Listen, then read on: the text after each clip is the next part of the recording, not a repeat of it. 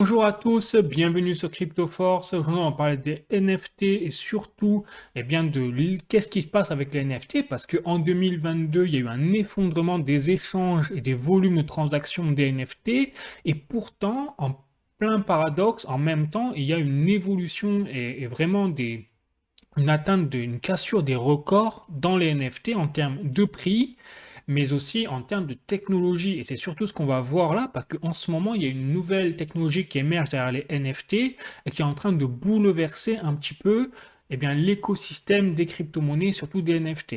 Mais bien sûr, avant d'aller plus loin, je vous invite à voir mon trailer.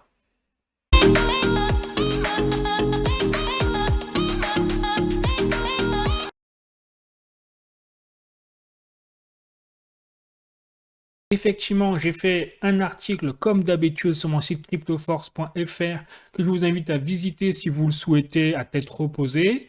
Donc, le titre, c'est malgré l'effondrement de leur volume de transactions, les NFT continuent de casser tous les records, on est d'accord. Et avant d'aller plus loin, donc peut-être qu'il y a des personnes qui regardent ma chaîne qui ne savent pas trop ce que c'est les NFT, donc je vais expliquer ce que c'est les NFT rapidement. Donc déjà, c'est non-fungible tokens, c'est-à-dire des tokens non fongibles.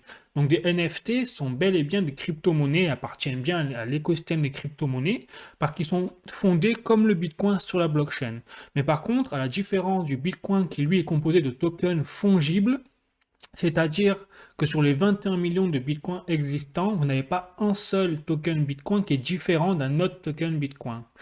Et donc, c'est l'inverse des NFT non-fungible tokens qui, eux, sont en édition unique ou extrêmement limitée. Et donc, l'intérêt des NFT, derrière, c'est qu'avec cette rareté d'édition, etc., ils ont amené tout simplement la propriété numérique, puisque derrière, je rappelle qu'il y a la blockchain, qui est une technologie qui rend les transactions infalsifiables, transparentes et non piratables, ultra sécurisées. Et donc, quelqu'un qui possède un NFT, eh bien, tout le monde a la preuve que cette personne est bien dépositaire et propriétaire de cette pièce numérique là, entre guillemets. Et c'est là la différence où vous avez des NFT qui prennent des valeurs vraiment inimaginables parce que justement derrière, on a un système de preuve de rareté numérique infalsifiable. Bon. Et donc on va voir un petit peu déjà quels sont les domaines liés aux NFT et on va voir dans l'ordre un petit peu d'apparition également qu'ils ont eu en termes du temps. Donc les premiers NFT, c'est les NFT qui ont été liés à l'art, c'est-à-dire c'est des images 2D en général. Et là j'ai un exemple, donc j'ai un tweet de The Bored Ape Gazette où vous avez l'image d'un singe en or avec des dents un petit peu colorées, on peut le voir, qui s'est vendu pas moins de 1,3 million de dollars là récemment. Donc c'est un record encore une fois. Donc la collection Bored Ape Yacht Club, je ne sais pas si vous connaissez, mais enfin voilà, en tout cas ça soulève encore une question, mais justement où on peut aller au niveau des prix avec les NFT qui continuent malgré aujourd'hui l'hiver crypto et malgré la baisse, et on va le voir bien sûr en détail, des échanges de NFT sur les plateformes principales comme OpenSea, et bien on a encore des records de prix sur les célèbres collections comme Bored Ape Yacht Club. Ensuite, vous avez également les NFT lié au jeu Play to Earn. Et là, c'est les premiers NFT qui ont apporté l'utilité réelle dans le monde virtuel. Parce que auparavant, l'image du singe en or, ok, bon, c'est peut-être beau, enfin, ça dépend des goûts, hein, bien évidemment, mais ça n'a aucune utilité. C'est bon, c'est de l'art, entre guillemets, si ce n'est peut-être émotionnel, et peut-être surtout, je dirais, de l'investissement quand on voit les prix. Mais là, avec les NFT liés au jeu Play to Earn, et notamment avec Star Atlas, qui, peut-être que je ferai une vidéo, si ça vous intéresse, sur Star Atlas pour présenter ce que c'est. C'est-à-dire que c'est un studio de développement d'un jeu qu'on appelle AAA, entre guillemets, dans le milieu du jeu vidéo, et qui sont en train de créer un véritable jeu où vous pourrez vous balader dans l'espace avec une sorte de Star Wars-like, et un des NFT, ou les NFT qui sont sur cette plateforme, sur ce jeu, eh bien, ce sont des vaisseaux spatiaux, et on imagine également après des personnages, des assets, etc. Mais là, notamment, vous avez une sorte de chasseur ou de vaisseau spatial, on va dire, pour une personne. Et donc, dans le jeu vidéo, ce NFT-là sera réellement tel qu'il est montré. Et donc, les joueurs qui achètent ce vaisseau spatial en NFT, eh bien, il est définitivement à eux. Et derrière, ils pourront l'utiliser dans ce jeu vidéo-là, qui, comme il est basé sur la blockchain, eh bien, possédera son économie via une crypto-monnaie qu'on appelle d'ailleurs le Atlas. Et avec ça, ils pourront gagner également des crypto-monnaies. Bon, donc c'est pour ça qu'on appelle le jeu Play to Earn d'ailleurs. Mais c'est également étonnant, c'est que la propriété numérique et l'utilité dans un jeu vidéo a permis quelque part de moderniser et de rendre de façon plus décentralisée les jeux vidéo eux-mêmes, qui appartiennent forcément aux développeurs, on est d'accord, mais qui commencent également à appartenir de plus en plus à la communauté de joueurs qui, à travers la blockchain, vont pouvoir également donner leurs avis sur le développement du jeu en même temps qu'ils sont en développement. Et donc, les joueurs vont pouvoir influencer sur l'avenir du jeu vidéo, de leur jeu vidéo. C'est ça qui est étonnant et qui est révolutionnaire dans cet aspect-là. Et je ne parle même pas de l'aspect que les joueurs qui achètent un NFT d'un vaisseau spatial maintenant et que ce vaisseau spatial, si on imagine dans 10 ans, comme c'est un des premiers vaisseaux spatials du jeu, eh bien peut-être qu'il vaudra x10, x20 s'il y a d'autres utilités, etc. Donc ça, on peut imaginer aussi un aspect d'investissement différent de l'aspect d'investissement traditionnel, que ce soit dans la crypto-monnaie comme le Bitcoin ou dans les actions, la bourse, etc. Bon. Et enfin, on a des NFT qu'on appelle liés à l'immobilier virtuel, qui sont peut-être les plus intéressants en termes d'investissement et en termes de rendement aussi peut-être. C'est ce qu'on appelle les lands. Et donc les lands, en fait, ce sont des parcelles de terrain virtuels qui, en général, sont créées par des métaverses, des projets de métaverses. Et là, notamment, j'ai un exemple de The Sandbox, le célèbre métaverse, qui, et vous avez une des parcelles, hein, là j'ai un exemple, qui se vend actuellement sur le marché, du moins il y avait quelques jours, 4 ETH la parcelle virtuelle, c'est-à-dire à peu près au coût actuel de l'ETH, 6 000 $. Donc je vous laisse imaginer quand même les prix, et là encore, c'est pas les prix les plus fous, c'est-à-dire qu'il y a des prix qui avoisinent les 100 000 $ la parcelle de terrain. Et donc l'intérêt d'avoir ces parcelles de terrain virtuelles, c'est tout simplement que les gens qui investissent dans ces parcelles de terrain-là, déjà, ils espèrent pouvoir, les vendre plus cher dans l'avenir, si le métavers se développe, etc. Mais également, ils ont la possibilité de créer des, des choses sur leur terrain en NFT, bien évidemment, parce que tout est NFTisé, entre guillemets, hein, sur les métaverses. Et donc, si ils arrivent à créer, par exemple, un jeu sur leur parcelle de terrain, eh bien, les avatars des joueurs qui visitent le métaverse et qui sont attirés par des activités particulières, eh bien, pourront aller sur cette plateforme-là pour jouer à l'activité créée par la personne propriétaire de ce terrain virtuel.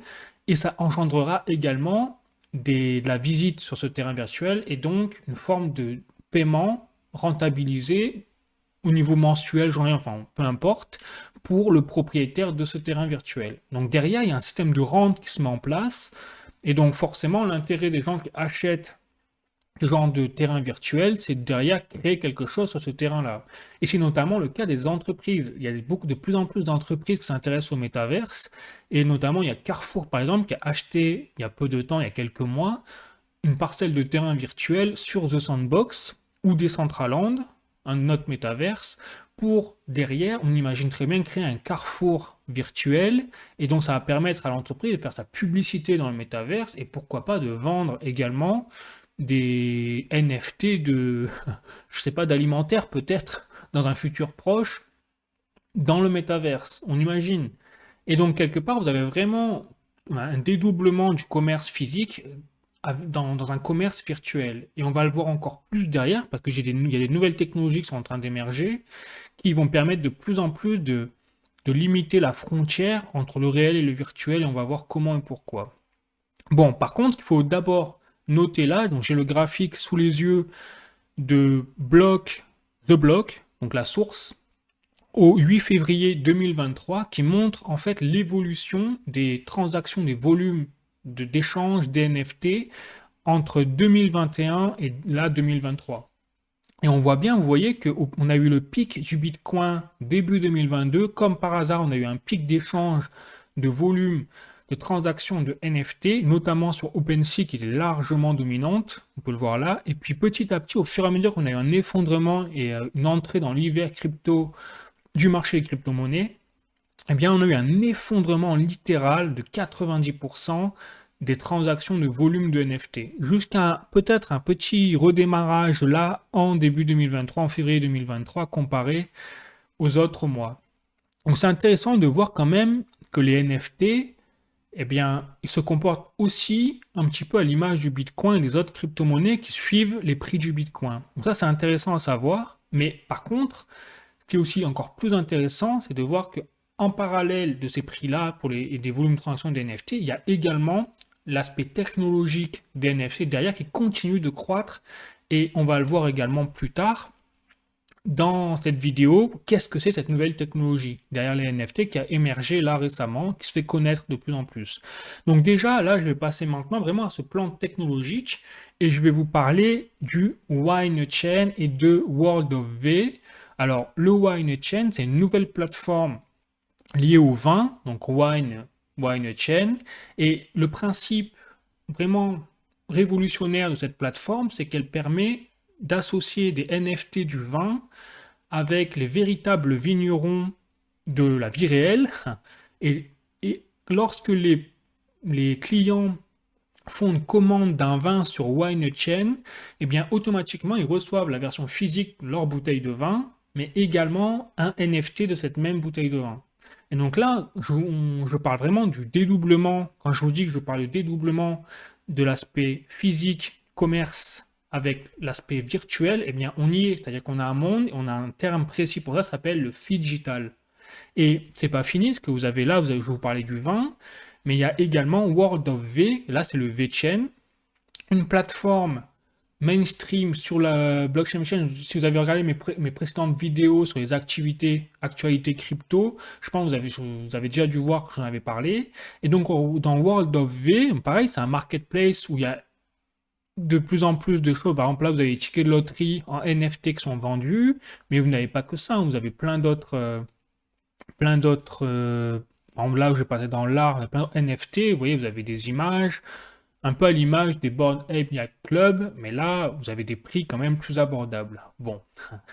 Et surtout, ce qui est intéressant dans World of V, c'est qu'il y a un aspect digital. Vous pouvez créer votre propre collection de NFT, déjà, même un simple NFT, si vous avez une belle image qui vous trotte dans la tête, que vous avez envie de prendre une photo dans la rue, de la numériser, de la mettre en NFT, c'est possible. Mais surtout, il y a l'aspect digital, comme je vous disais, et là, vous pouvez associer une photo ou un tableau ou une œuvre que vous avez en tête, vous pouvez la virtualiser, et derrière, à l'aide d'un système de code barre que vous allez mettre en place vous-même à l'échelle physique, eh bien, vous pouvez mettre ce code barre, donner ce code barre à la plateforme World of V qui va associer en fait l'aspect physique de votre œuvre et l'aspect numérique. Et donc j'imagine tous les peintres, par exemple, qui font des tableaux, qui ont pris en photo leur œuvre et qui après le mettent en sous forme de NFT, eh bien ils pourront réellement faire la connexion entre leur œuvre physique d'un côté et leur œuvre virtuelle de l'autre, de façon à ce que les gens qui commandent la version physique reçoivent également la version NFT ou l'inverse, vice-versa. Et ça, c'est très révolutionnaire, bien évidemment, pour tout ce qui est le monde du métavers. Parce que imaginez demain, vous allez dans n'importe quel supermarché Carrefour ou sur Amazon, vous commandez un produit physique, peut-être que demain, automatiquement, il existera un système, sans même que vous le sachiez, qui vous donnera la possibilité d'un code barre sur l'étiquette du produit, d'avoir la version métaverse. Et ça, c'est extrêmement intéressant parce que vous allez avoir véritablement une seconde planète Terre, entre guillemets, virtuelle, qui vivra presque à la même vitesse que le monde réel. Et ça, c'est fou, en fait, quand on y pense. Et ça, ce n'est pas fini. Si je vous parle également des révolutions NFT, ce n'est pas la seule chose. C'est qu'il y a également une nouvelle technologie qui est en plein essor actuellement en 2023. C'est ce qu'on appelle les Soulbound Tokens. C'est-à-dire là, j'ai un article, vous voyez, je suis sur journalducoin.com. Donc là, le titre de l'article, c'est les Soulbound. Je dis peut-être mal en anglais, mais les Soulbound Tokens, nouvelle tendance inarrêtable de l'industrie crypto. Donc, je vais vous expliquer ce que c'est, ces Soulbound Tokens. Ce sont en fait des NFT qui ne peuvent se transférer qu'une seule fois. Et donc vous me direz, mais quel est l'intérêt d'avoir des NFT qui ne peuvent, une fois que vous les avez, eh bien, ne plus être transférés parce qu'ils perdent toute leur valeur dans ce cas-là? Eh bien, c'est en fait lié à tout ce qui est l'administration. Par exemple, vous avez un CV, vous avez un diplôme, vous avez des dossiers médicaux dans des hôpitaux, tout ce qui est lié en fait à la performance, à l'administration, la paperasse des entreprises, des organisations, des pays, des gouvernements, tout ce que vous avez d'administration, eh bien, avoir cette révolution du Soulbound Token va permettre d'insérer ce genre par exemple, dans un hôpital, des dossiers médicaux de patients dans un Soulbound Token qui appartiendra au patient ou à l'hôpital. Hein. Après, il faut voir qui ça appartient. Mais personne, ça veut dire que personne ne pourra accéder à cette information-là à part la propriétaire. Ou alors, à condition que le propriétaire souhaite partager cette information, mais sans pouvoir transférer lui-même ce NFT-là à une adresse tiers. Et donc, ça veut dire que là, on offre quelque part une solution à tout ce qui est les problèmes de cyberharcèlement, de cyberattaque. Par exemple, notamment, et là en France, il y a de nombreux hôpitaux qui ont été attaqués en 2022, on l'a vu dans les actualités. Eh bien, les Soulbound Tokens permettraient justement de protéger les données personnelles des patients vis-à-vis de ces attaques de pirates.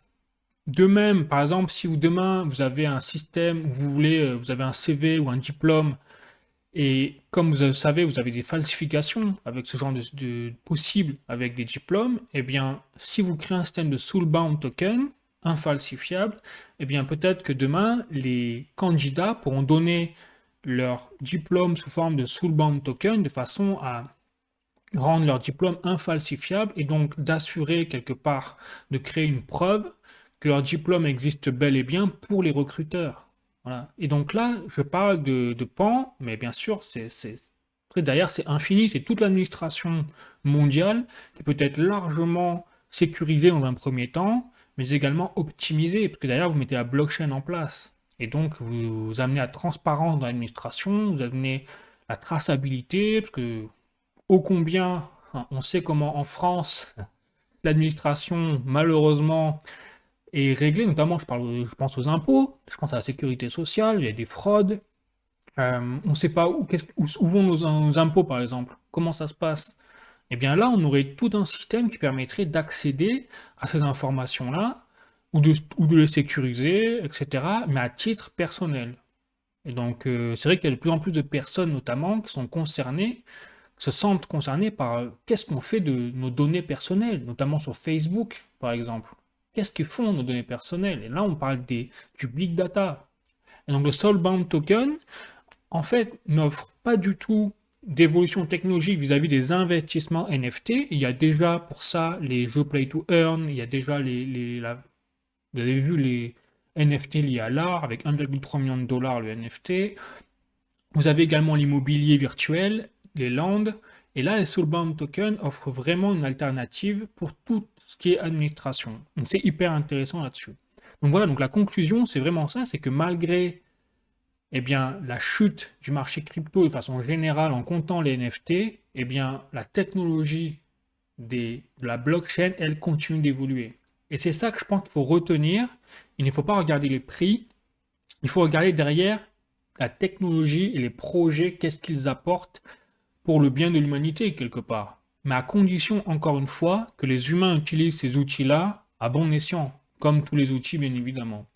Voilà, donc c'était vraiment un focus sur les NFT pour vous expliquer vraiment comment ça marchait, où on en était là en février 2023, et ça avance plutôt de façon positive, on le voit bien, pour l'évolution de l'écosystème crypto en général. Voilà, bon bah écoutez les amis, sur ce, si vous avez appris des choses dans cette vidéo, n'hésitez pas à mettre un like, à vous abonner, je fais d'autres vidéos, et je vais aborder demain notamment la Russie, puisque on a de plus en plus de preuves maintenant qu'en fait on est en train d'acheter en Europe du pétrole à l'Inde et à la Chine, mais comme l'Inde et la Chine achètent du pétrole à la Russie, eh bien on se demande si nous en Europe, en fait, on ne refourgue pas quelque part du pétrole russe